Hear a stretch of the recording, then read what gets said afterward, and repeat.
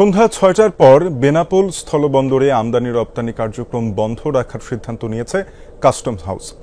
এ নিয়ে বিড়ম্বনায় পড়েছেন ব্যবসায়ীরা। এ বিষয়ে আরো বিস্তারিত জানাতে সহকর্মী কামাল হোসেন যুক্ত হয়েছেন।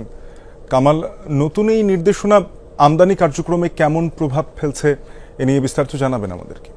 শাফিন, দেশের সর্ববৃহৎ স্থলবন্দর বেনাপোল স্থলবন্দর থেকে কলকাতার দূরত্ব কম হওয়া এবং আমদানির খরচ কম হওয়ার ফলে বেনাপোল স্থলবন্দর দিয়ে কিন্তু আমদানিকারকরা পণ্য আমদানি করতে স্বাচ্ছন্দ্য বোধ করে থাকে।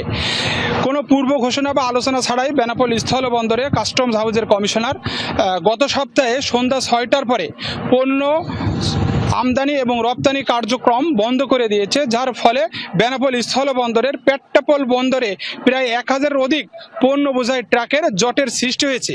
যেমন এই বেনাপোল স্থলবন্দর দিয়ে আগে যেমন প্রতিদিন ৪০০ থেকে ৪০০টি পণ্য বোঝাই ট্রাক এই বেনাপোল স্থলবন্দরে আমদানি করা হতো, সেই পণ্য বোঝাই ট্রাকের সংখ্যা এখন কিন্তু দাঁড়িয়েছে ১৫০ থেকে ২০০টি। বেনাপোল স্থলবন্দরে গত সপ্তাহে প্রতিদিন প্রায় ১০০ থেকে ১৫০ কোটি টাকার পণ্য এই বেনাপোল বন্দরে আমদানি করা হচ্ছে না। এর ফলে কিন্তু ব্যবসায়ীরা চরম বিপাকে পড়েছে।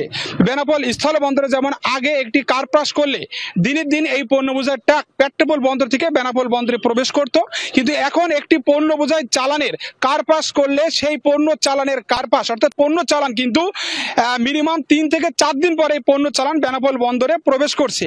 বেনাপোল স্থলবন্দরে পেট্টাপোল বন্দরের C&F এজেন্ট ওয়েলফেয়ার অ্যাসোসিয়েশনের সাধারণ সম্পাদক কার্তিক চক্রবর্তীর সাথে আমার কথা হয়েছে। তিনি জানিয়েছেন যে বেনাপোল বন্দরে কোনো পূর্ব ঘোষণা বা আলোচনা ছাড়াই এই বন্দরে ৬টার পরে পণ্য বোঝাই ট্রাক রপ্তানি করা বন্ধ করে দিয়েছে, যার ফলে কিন্তু পেট্টাপোল বন্দরে প্রায় ১,০০০-এর অধিক পণ্য বোঝাই ট্রাকের জটিলতা সৃষ্টি হয়েছে। এটা যদি কন্টিনিউ বা প্রতিনিয়ত থাকে আগামী সপ্তাহ থেকে কিন্তু পণ্য রপ্তানি বেনাপোল বন্দরে পেট্টাপোল বন্দর থেকে করবে না বলে তিনি জানিয়েছেন। এই ছিল বেনাপোল স্থল বন্দরের শেষ খবর। শাফিন, কামাল, আপনাকে ধন্যবাদ যুক্ত হওয়ার জন্য।